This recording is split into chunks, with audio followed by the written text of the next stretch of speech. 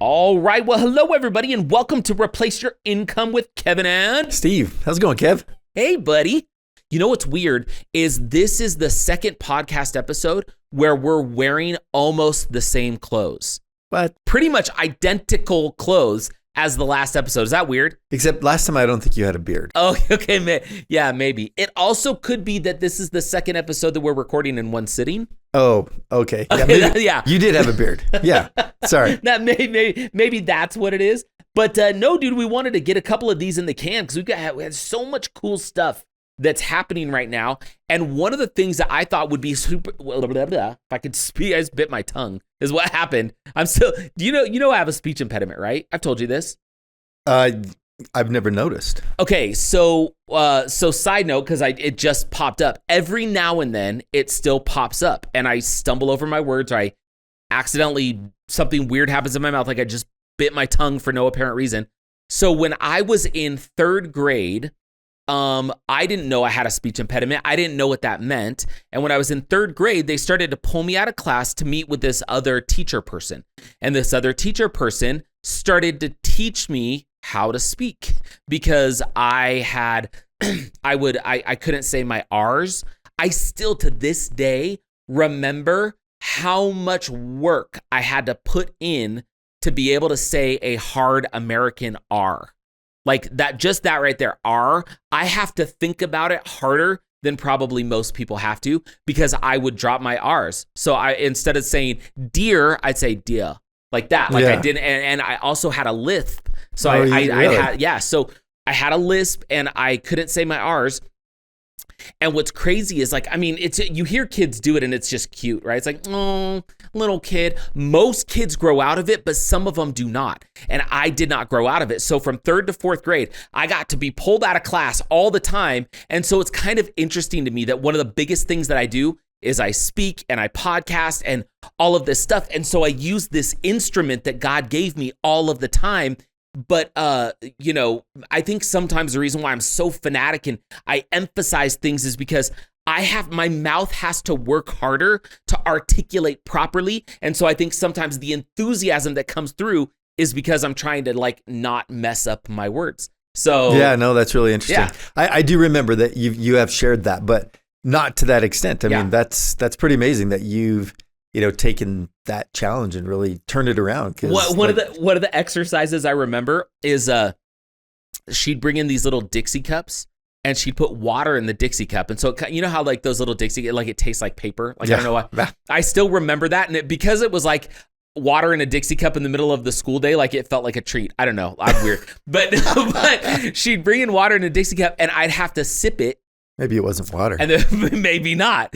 And I'd have to hold it in my mouth. I'd have to put it behind my tongue, press my tongue to the top of my mouth, and then not let it spill out. And I couldn't do it at first because it was part of the muscle training for my tongue. But I remember that. The other thing I remember is the taste of those little wooden tongue suppressors because she used to do all this kind of stuff in my mouth to get my tongue to do the right things. And so Dixie cups and tongue suppressors, buddy. That's crazy. That is crazy. What an experience. Anyway, okay.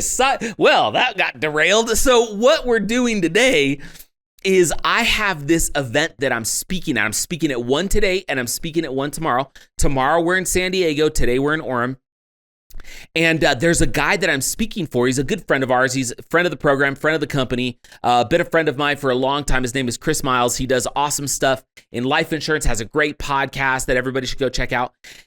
And he has a bunch of clients that he does. Sometimes he calls himself the anti-financial advisor. It's awesome. And he talks a lot about life insurance strategies and kind of the wealth wheel of how, he's really interesting because he was a millionaire. He lost it all and went negative over $1 million and then came back, right? And so he has these amazing clients. He asked me to come and talk about real estate because while they do a lot with life insurance strategies, one of the best things you can team up with life insurance, and we know this, is real estate. And so he's like, hey, will you come and talk to my people? And can I buy a bunch of copies of Micro Wins to Millions to give to them? And so we're giving out books. I'm going to go and speak. And I was thinking about what could I share that would be beneficial? I don't ever like to go into a room and just assume that everybody's going to work with us, right? Because I know we're not a good fit for everybody. I think if somebody sat down and really got to know us, they'd know if they wanted to work with us or maybe somebody else. There's a lot of these sort of like turnkey providers, right, that are sort of popularized in real estate investment circles. And a turnkey provider in general, the definition is like, you buy a property, it's already got a tenant in it, and you're just ready to go, right? It's just piece of cake investing. I don't consider us a turnkey investor because while we do everything for our clients, the reason we call it Moneyball real estate and the Moneyball system is there's a number of things that we do that's different than a traditional turnkey. And part of the reason for that is over the years, Steve, we have worked with and interacted with a ton of different real estate companies, turnkey providers, and there's 4 things that I'm going to share today, and I'm going to share them on the podcast. 4 things that I've seen. If you are considering working with a turnkey company, whether us or somebody else, these are 4 of the major considerations you should have before you decide to go with the company. So I thought it'd be kind of fun today for me to just kind of talk through what I'm going to share with this audience, and it'll give us a chance to kind of banter back and forth. You ready to roll? You got it. Let's do it. All right. Okay. So consideration number 1 that I'm going to share with the audience is this. Is the company that you're considering working with, are they upfront and transparent about 2 things? Their fees, how they make money, and their track record. Now, you've probably seen there's a lot. I don't know if you do this too, Steve, but sometimes I like go find our quote unquote competitors and I try to get into their sales process because I want to see what they are and aren't doing so that we could try to get better as a company. And one of my favorite questions to ask is, how do you guys make money?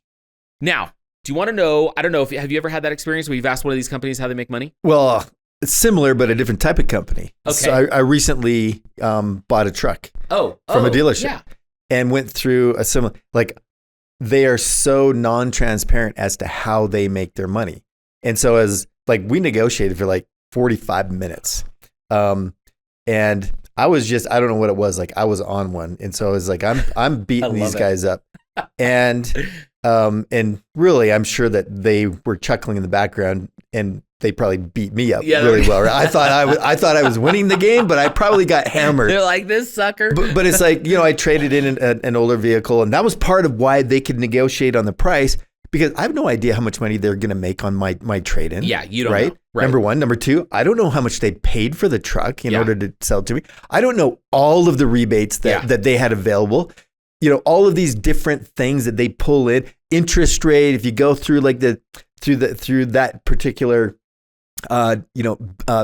make and model of vehicle and so on.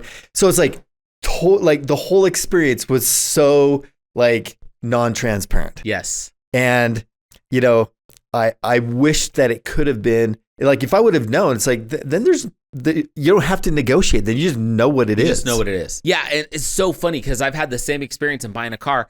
In fact, I don't know what it is with car guys, but like they just refuse to tell you how they make money. My nephew like runs a dealership, and it's like pulling teeth to try to find out the real economics behind what's happening. And what's interesting is I have talked to a number of turnkey companies as I've been trying to like check out what they're doing. And I love this.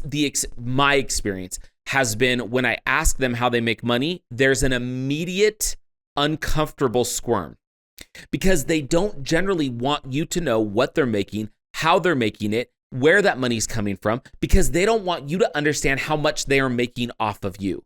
So, one of the things that I love about what we've done at DFY is we are like insanely transparent. Like it's all outlined, right? It's all right there. The way that a lot of these companies are making money is they're doing a couple things. They're either there's a lot of turnkey companies that are going in, they're purchasing the home ahead of time, and then they are flipping it to their clients, right? And they'll fix it up.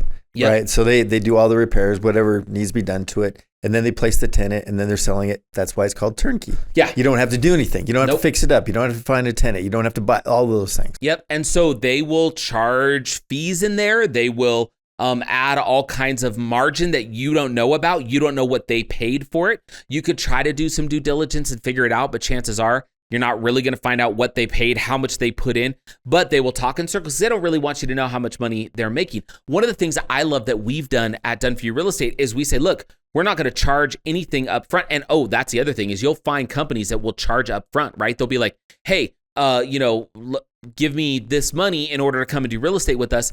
And you don't really know what that money is being used for. They're not really going to tell you what that money is being used for, right? They'll kind of make something up. But the reality is, I love what we've done at Done For You Real Estate, because what we've done is we've said we charge a team's fee.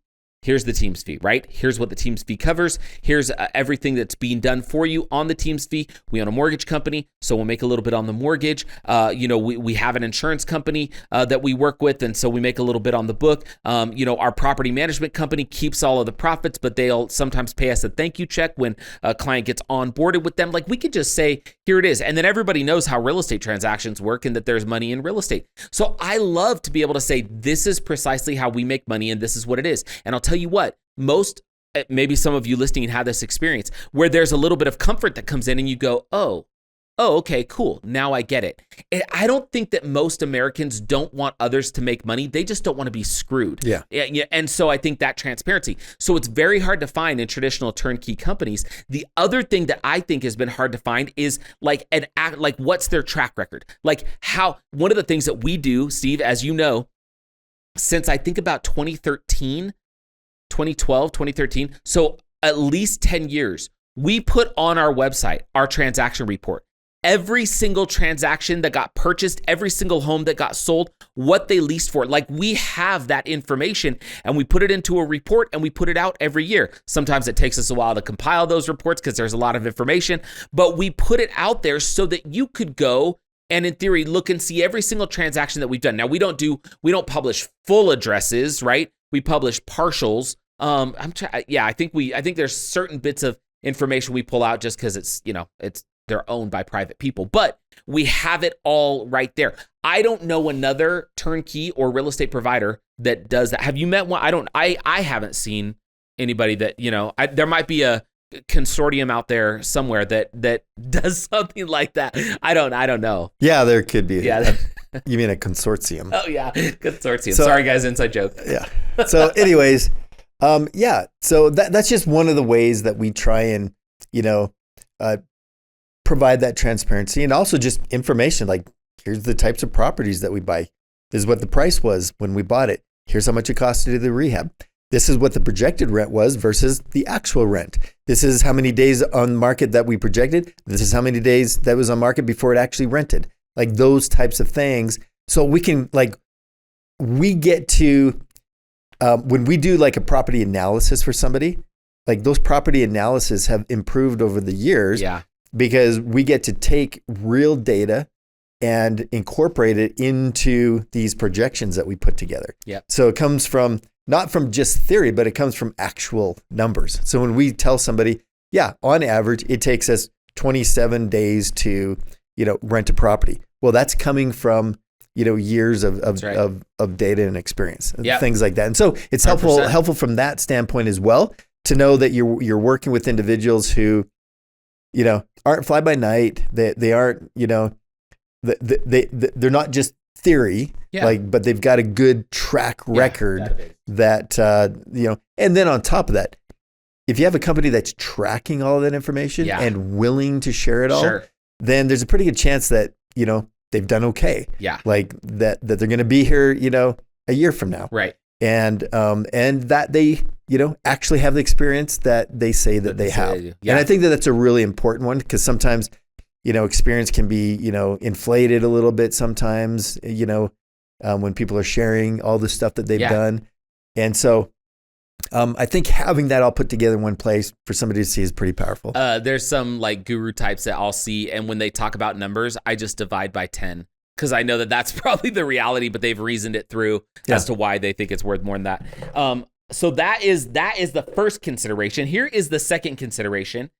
Does this company, and you kind of alluded to this, but this is what I'm going to share with the audience today. The next thing you ought to consider is find a company that can show an any economy track record of success. And the reason why that's important, Steve, is when we started this thing, it was before the big crash. and then we grew during the crash, and then we continued to grow and do real estate after that. We did it before COVID, we did it during COVID, we've done it post-COVID, we've done it during high inflationary periods, we've done it during low inflationary periods, low interest rates, high interest rates. We did it back when there were heartbeat loans that were available, when you could do no money, no credit, no income really to be able to go get a loan. We've gone through, we kind of run the gamut. And the reason why I think that's important is, as you know, there's a lot of companies that'll kind of pop up when there is a certain opportunity, right? It's like, oh, the market is yielding this thing. Like I think one of the really common ones was when Airbnbs started to get popular, whether it's Airbnb arbitrage or just Airbnbs, you started to see all these gurus and all these companies start to pop up to say, we're going to teach you how to do it. We're going to go do it for you.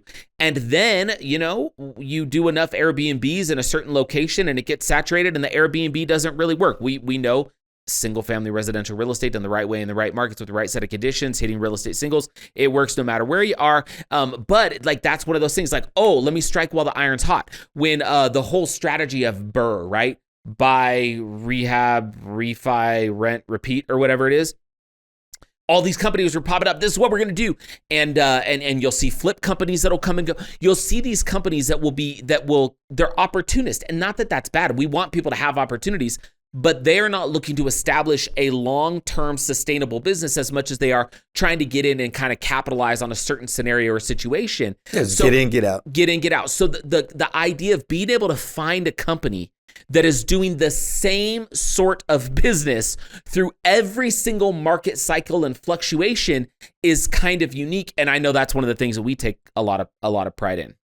Yeah. And that is one of the things over the years, as the market goes through its cycle, we've just figured out now. It's like, hey, when the market is here, this is what we do. This is the strategy. When the market is here, here's the strategy. Here's how we modify it. And so on and so forth, right? All the way through the whole market, there's ways to get through it. Now, sometimes the market gets really exaggerated. Yeah. Like a few years ago when, every single property that our clients purchased was over asking because of all the multiple offers going on. Yeah. Well, in that instance, we didn't have a ready-made solution for it.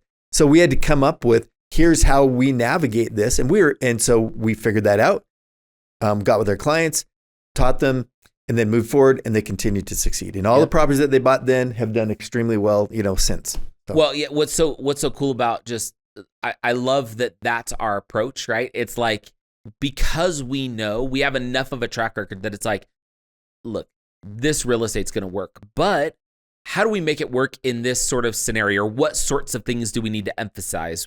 Because we have to adapt, right? And you grow as you go through that.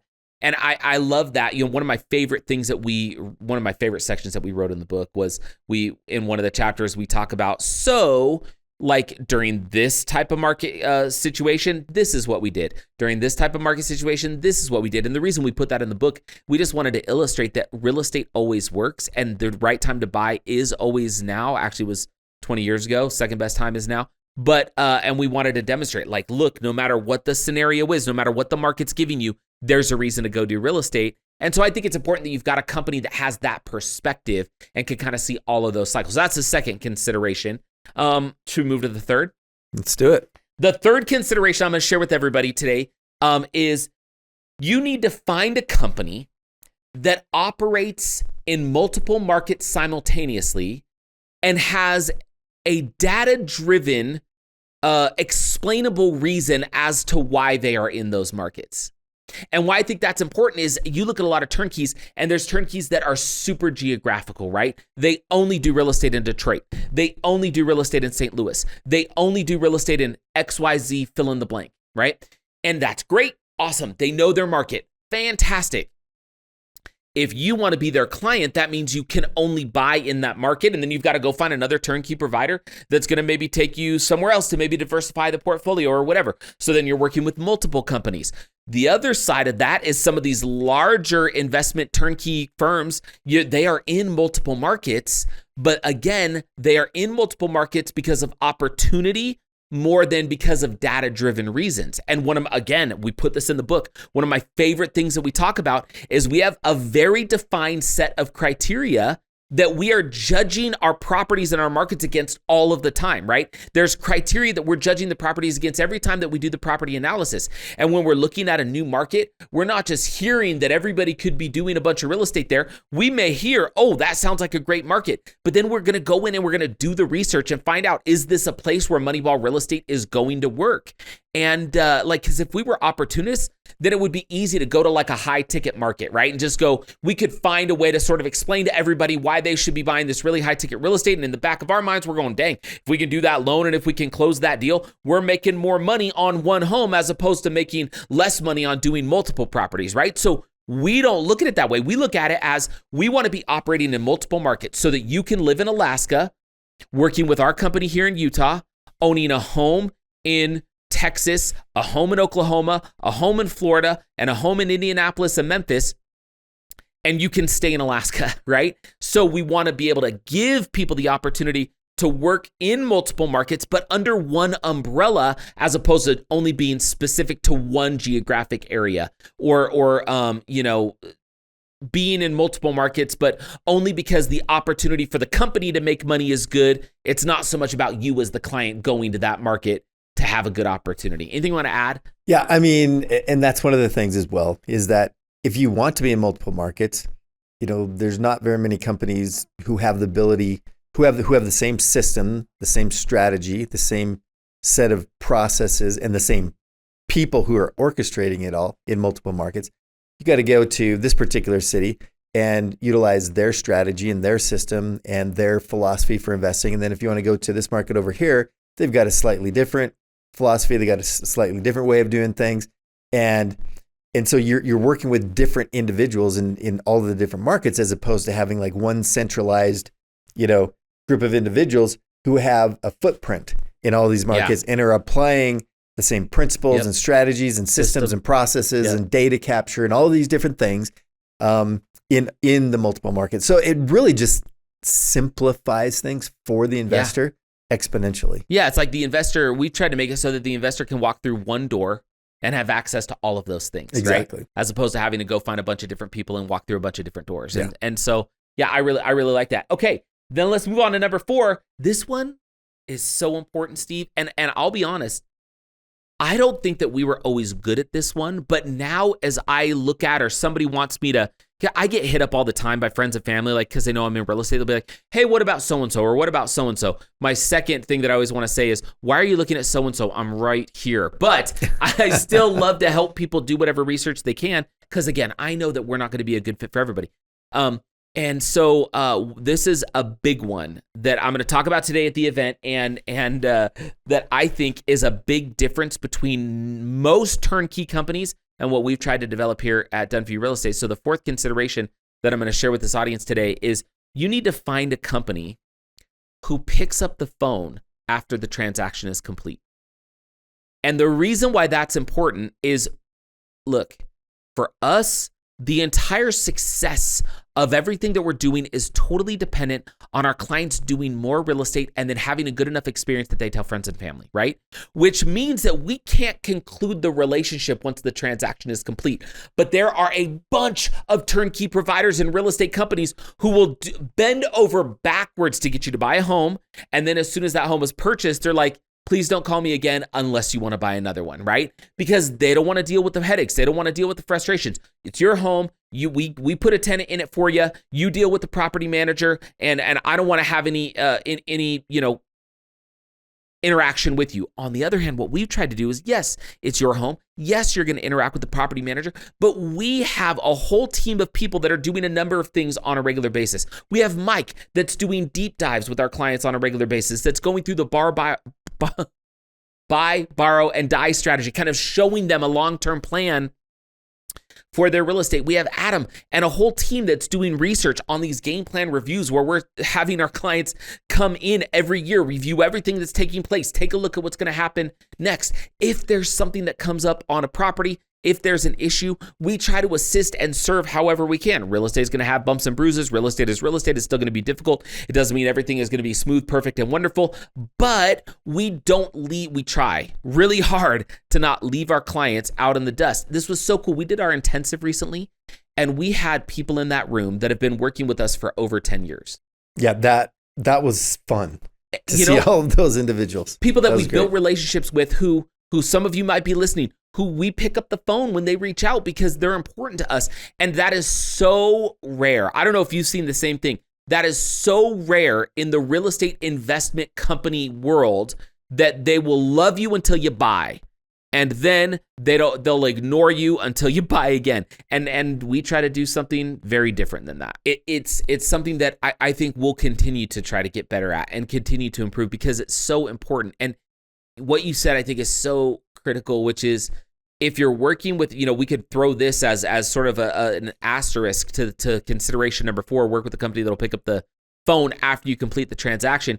You could also say work with a company that is long-term good for you based as opposed to transaction based, right? Like if somebody is only worried about closing or completing a transaction and not looking at what role that property is going to play for you in the short term and in the long term and for your loved ones and what's going to happen 20 years from now with that, so on and so forth, you could be you might find yourself feeling a little bit myopic with your real estate portfolio. And if you're working with a company that's not picking up the phone, you're then going to feel like you are walking through this lonely world of real estate investing.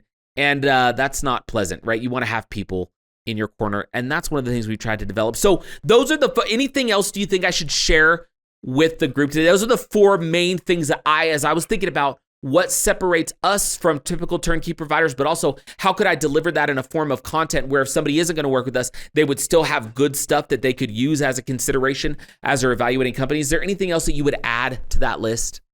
Yeah, I mean, there's probably a myriad of other things, but those major points. If somebody will take a close look at those major, components of how do I choose a turnkey provider? How do I choose who I'm going to have help me build my portfolio? Those are great litmus tests. Yeah, that was kind of what I was trying to do is how do I explain it in a simple way? Just give them 4 or 5 things and say, hey, you know what? Take your notes. Now as you go on and do your research, I wish you well. Here's the things you ought to consider. That's a great talk. What you're going to find at the end of the day is there's probably really only like one company that does all these things. And what are they called again? Oh yeah, done for you real estate. At least hopefully, right?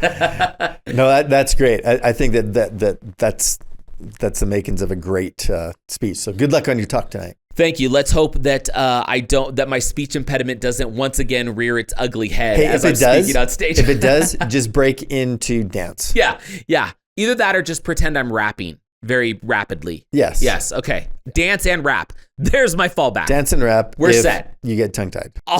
If all else fails, I will dance and rap. Okay, that sounds good. All right, everybody. Thank you so much for joining the Replace Your Income podcast. We'll see you real soon. Have a good one.